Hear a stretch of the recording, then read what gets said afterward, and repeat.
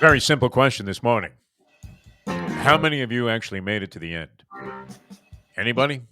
Would it, Lubie, did would you it have make been it to the two in end? the morning? Like how late would it? Because if it's 20-minute periods and they have a 20-minute freaking intermission, It's like 15 intermission, I think. Yeah. okay, the first overtime ended and it was like a quarter to 12. I can't even. Yes. I was like, okay, I'm done. I was like, Well, and you were screaming, you were fuming, you were I as mad as every Panther fan. Well, I mean, not just every Panther fan. A lot of hockey fans were saying what a bunch of BS that was that they disallowed the goal. I don't know. It was kind of ticky tacky. I mean, you had the situation where the guy was inside the defender in the blue area. He did make contact with the goalie. Was it possible that he was kind of nudged into the goaltender by the Carolina defenseman? Yeah, he was nudged a little bit, but it was pretty clear that he tripped up the goalie and that probably allowed that puck to go into the net. So I wasn't as upset about that call as a lot of people were, except from the standpoint that it meant I didn't see the end of the game. And then, of course, I wake up a couple of times during the middle of the night there, and I'm trying to find out the score. So I flick on ESPN. They have a replay of the Lakers loss to the Denver Nuggets, now down 0-2. yeah. And it's on the crawl. And what are they doing? They're showing the schedule, the entire schedule of, I guess, what is going to be like opening night for the WNBA. Holy Jim Sarney. I'm thinking to myself, what am I looking at here?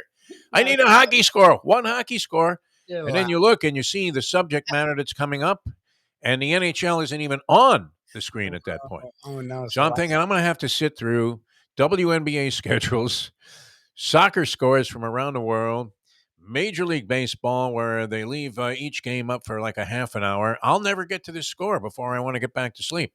So I went back to sleep, woke up subsequent to that. I mean, I guess I could have looked at my phone. That might have made some sense, but I was half out of it at the time.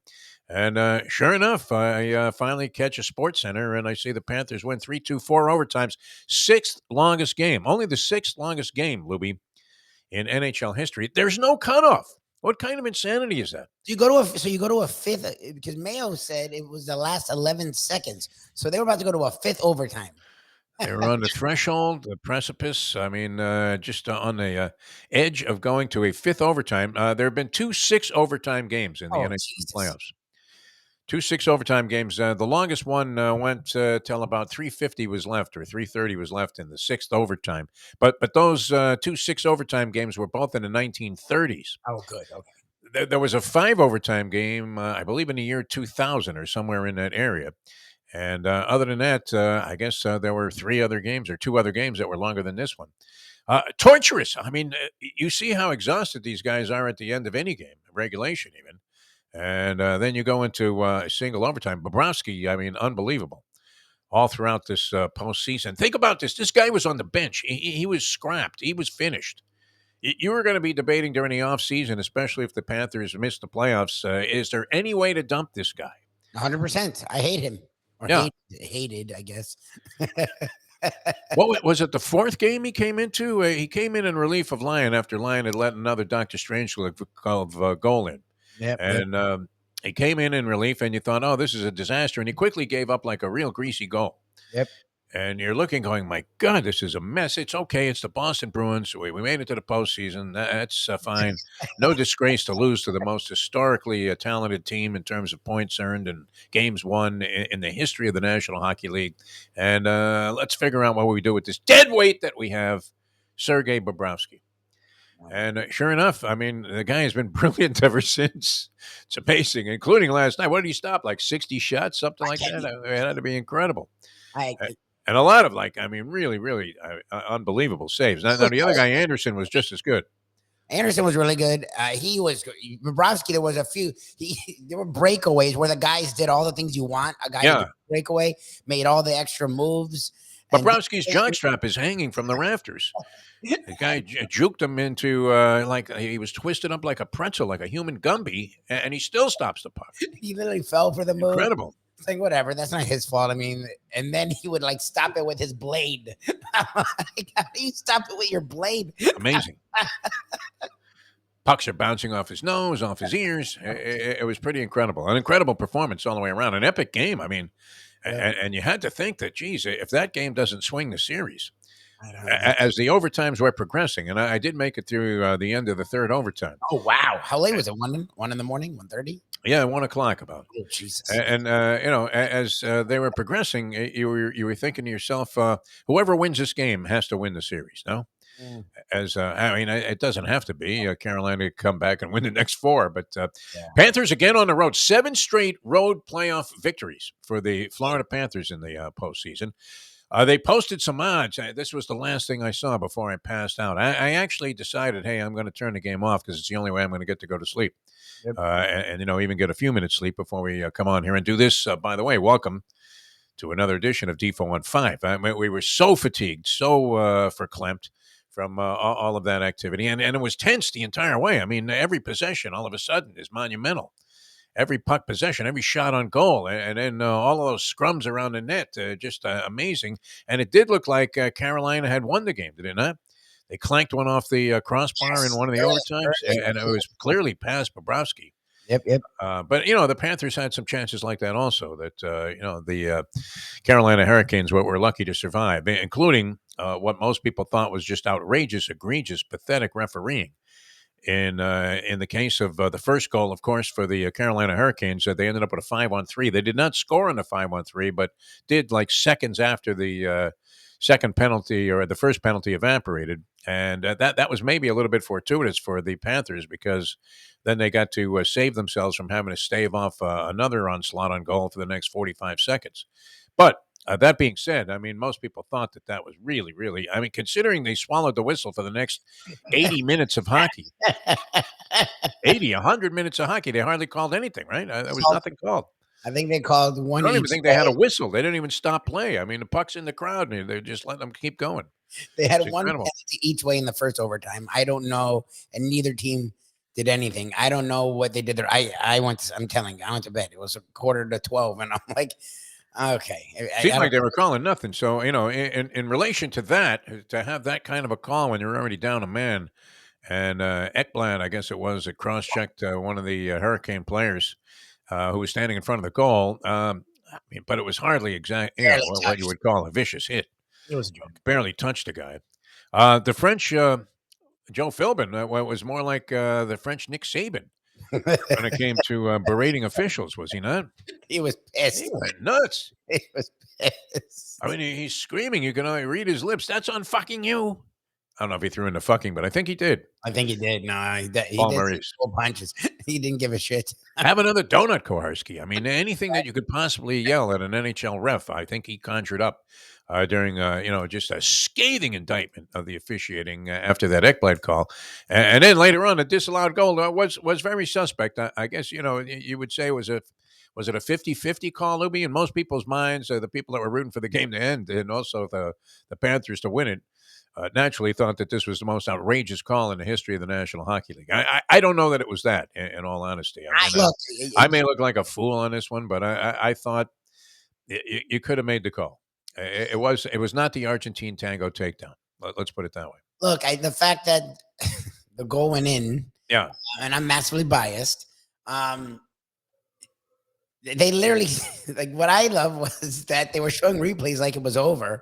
They Yeah. had, at the top they said final overtime 3-2. Yes. So And then all of a sudden came the announcement, then ladies and gentlemen, there's a steward's yes, inquiry into the running of today's yes. fourth race. Please hold all tickets if you haven't thrown them away already, you stupid fucking assholes. The announcers, the referee guy that they bring on, we're all like, I mean, you see him pushing him into him.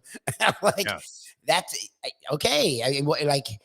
Yes, he made contact. But the defender was clearly pushing him, soft, hard, whatever you call it. He was pushing him, and he did everything he could do. He wasn't like they said. Well, he needs to show that he's trying. He tried. He did a thing. He moved. Yeah, he was moved being flattened at the time. He Yeah. didn't just linger. He moved instantly out of the way. Okay, I mean, yeah, I get it. It would suck for Carolina to lose that way, but okay. But yeah, it did cause everybody to lose a lot of sleep. That's for sure.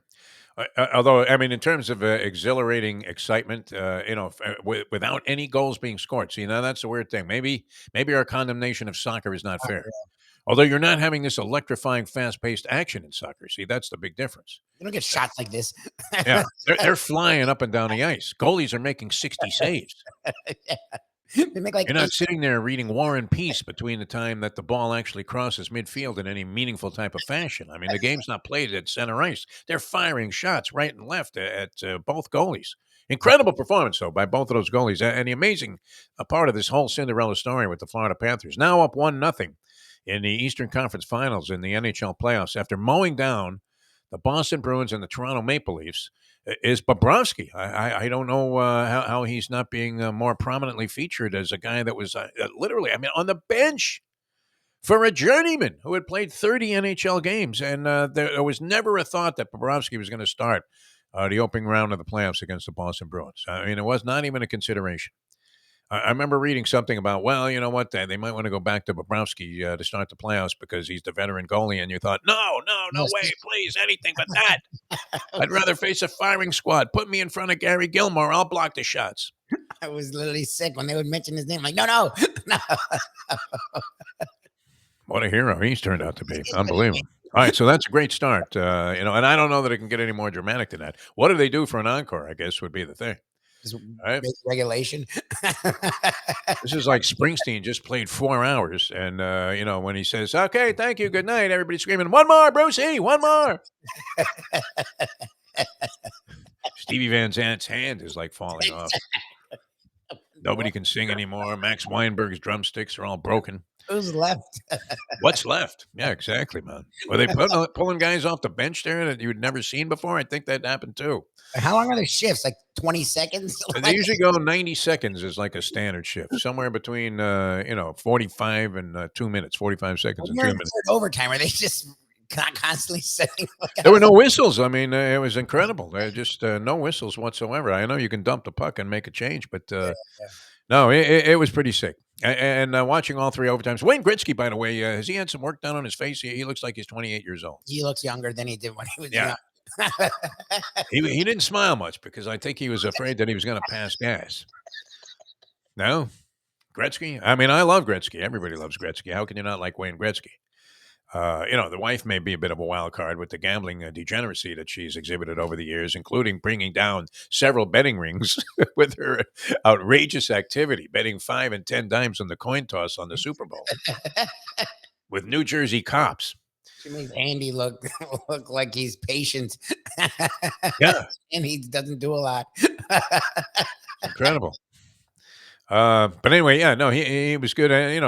Good analysis there. TNT is blowing away ESPN on both of the intermission shows and halftime shows and all of that.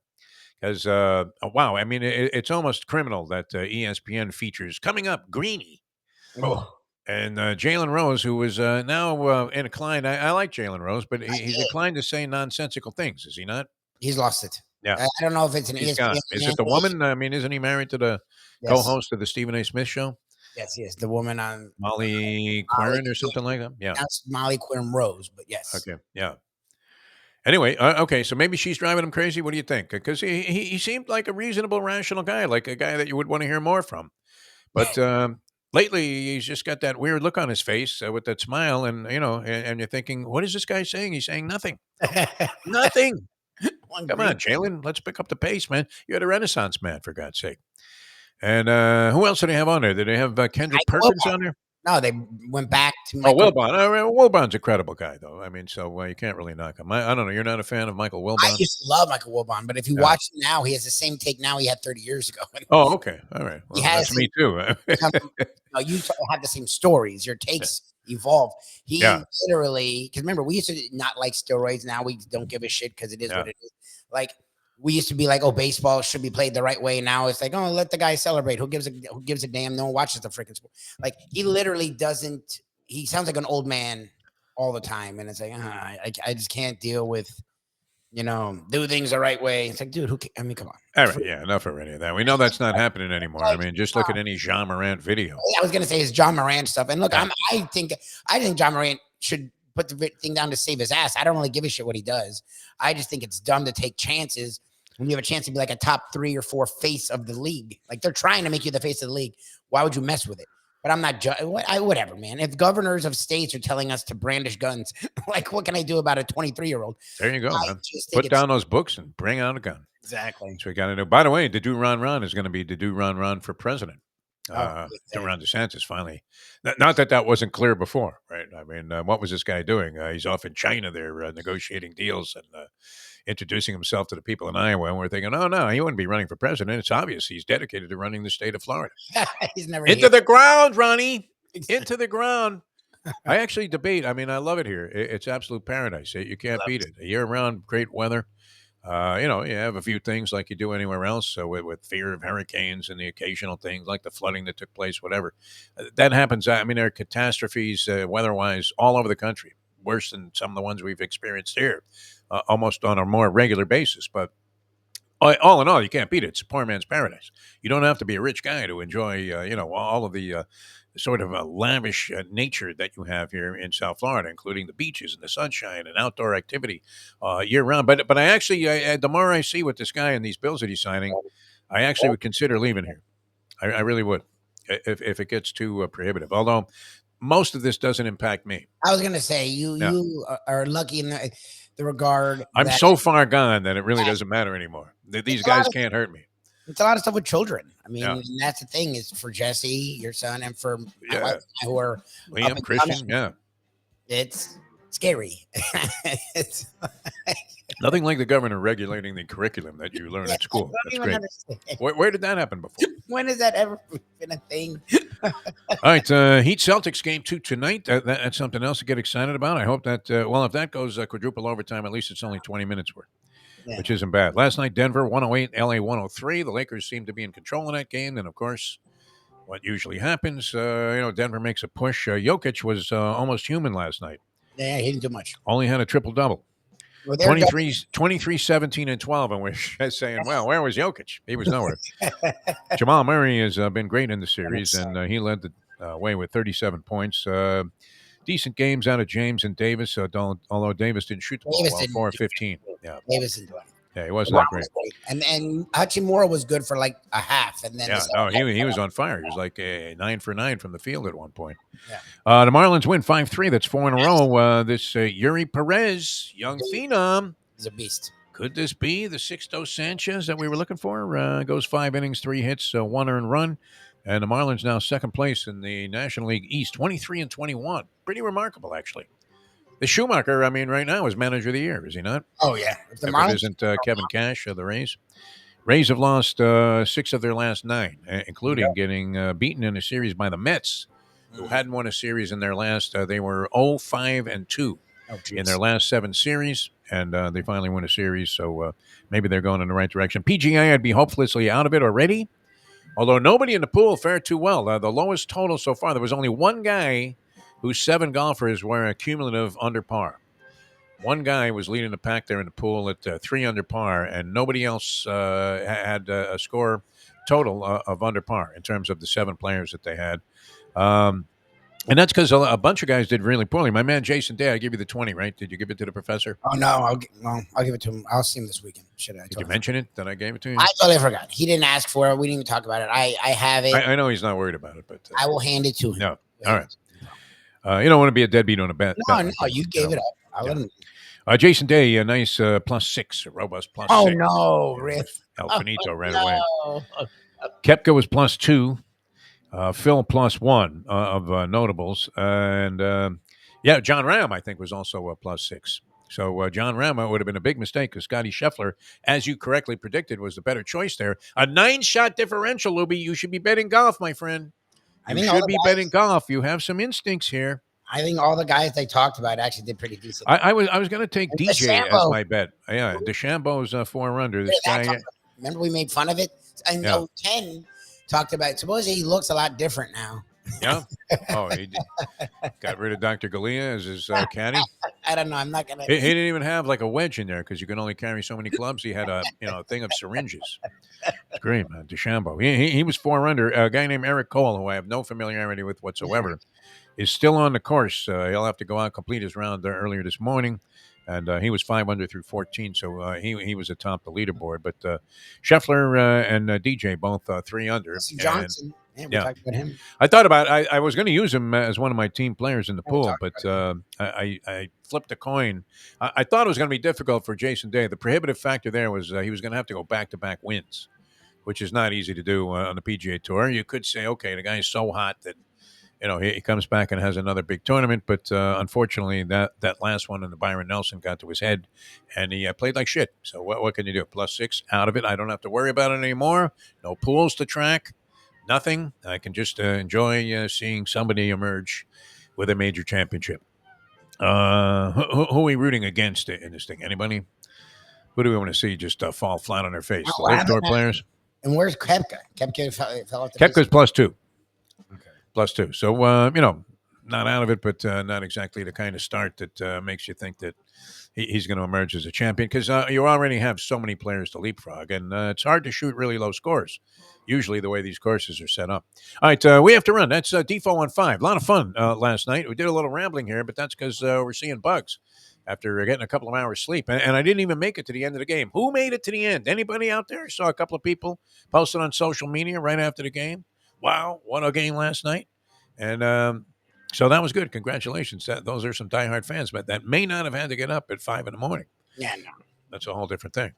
All right, we'll see you on the Defo Show. That's on South Florida Live. Please subscribe, people. You fans of Defo on 5 here on 5 Reasons. 5 Reasons ought to be hopping today, huh? With all of the steam about the Heat. Did the Heat make it 2-0 against the Celtics tonight? 8.5-point dogs again. 8.5 again, Lubie, again. They never win in the spot. Like, no matter who's the Heat in this spot on the road, up 1-0, always lose. I'd love to have a Mark Lawrence trend on that. Heat after winning game 1 on the road, which they've done as a matter of routine. So both of our teams remain red hot and a chance to take another step forward towards a championship. Denver again. I mean, once they got it rolling last night against the Lakers, looked pretty good, you would have to say. No, I mean they're formidable. They're not going to be easy to take out if you get to the NBA Finals. That's for sure. And I don't know that they make it, but up 2-0 on the Lakers. We'll see if the Lakers can respond in LA. They seemed to have answers last night until they just ran out of juice. I was flipping back and forth with that in the hockey game, so I missed the surge by the Denver Nuggets, and then it got a little dicey at the end. But in general, you would have to say the Nuggets throughout the playoffs have been far and away the best team. All right, we'll see you next time on Defo on 5, and I'll catch you on the Defo Show. South Florida Live, you can tune it in 7 to 9 each and every day. Professor going to be with us with the big board and a whole lot of fun. Mike Mayo, the gambling gourmet. He was in his glory yesterday with that Burt Rappaport guy, man. That guy was great. He was great. Interesting. You know what? I mean, we do sports, but if you were going to do restaurants, that guy was as much fun to talk to. You could have sat there and done a 2-hour podcast with him, and it would have been fascinating. Interesting restaurateur out here. Started out in the early 80s with nothing. Opened a place called Rascals, and it became the hottest spot in town. During the height of the cocaine cowboy era, which he illustrated very well, as it might have influenced the business at the time. But house band was the Miami Sound Machine. I love that. They found the Estefans and Cicada. John Cicada, yeah. And before that, he said they were dead. They were selling like 2 knishes a day. And next thing you know, they got the hottest place in town. All right, see you next time. And thanks so much for tuning in to this edition of Defo on 5.